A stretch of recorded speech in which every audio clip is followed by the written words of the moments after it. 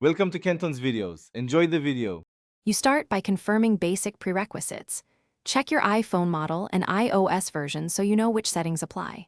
Once done, make sure focus and do not disturb are off and the ringer and volume aren't muted. Now open Settings, tap Notifications, and pick the app that's not popping up. You're about to change delivery settings directly.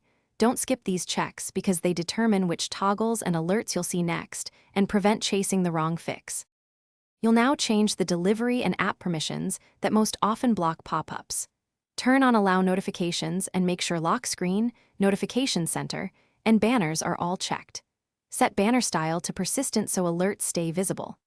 Enable sounds and badges so you get both visual and audible cues. Then go back and verify background app refresh and cellular data for the app so notifications can arrive in real time. Finish with the steps that resolve residual issues. Restart your iPhone, update iOS and the app to the latest versions, then trigger a test notification. If that doesn't work, reset the app's notification settings or delete and reinstall the app to clear corrupted preferences. Once done, test again. If notifications still don't pop up, sign out of your Apple ID and sign in, and only then contact the app's support. Troubleshooting tip: try a different Wi-Fi or cellular network to rule out delivery problems.